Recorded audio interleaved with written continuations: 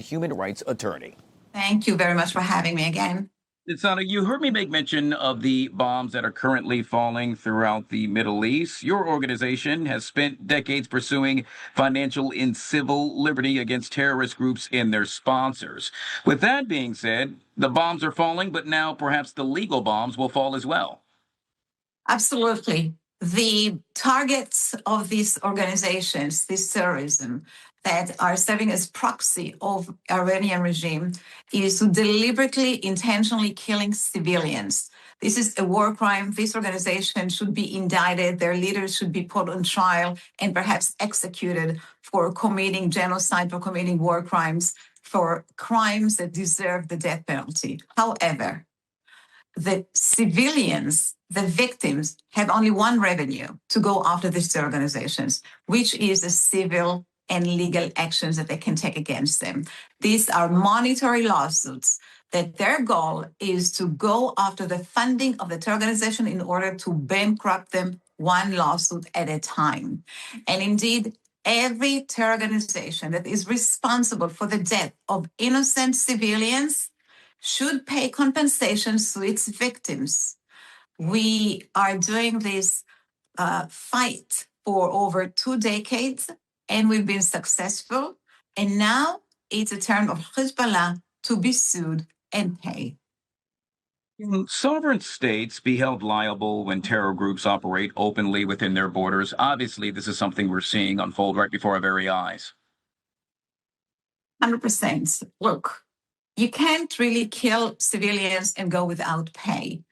The problem is that any country has sovereign immunity.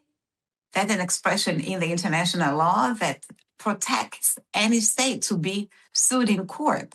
However, the American Congress decided that a sovereign state that is supporting terrorism is no longer acting as a sovereign state and therefore should not enjoy sovereign immunity, meaning that can be sued in court.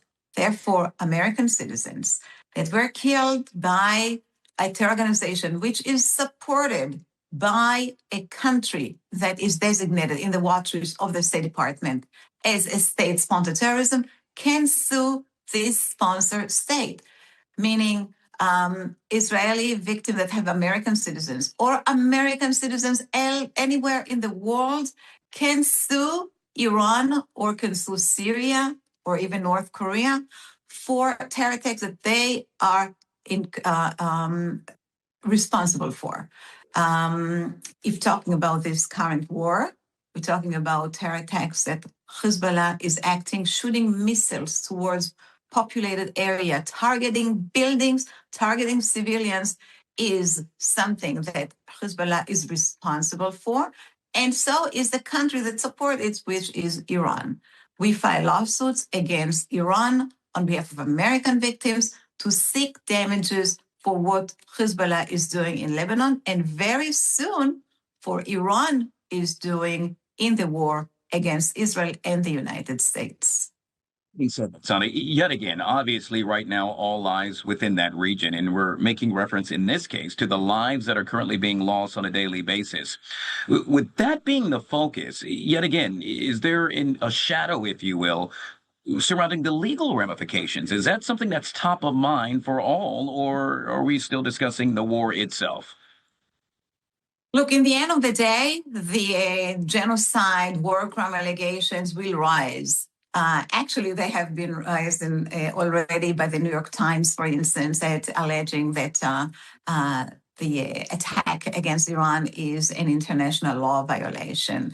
Or Mamdani that came and said that President Trump has no right to attack Iran.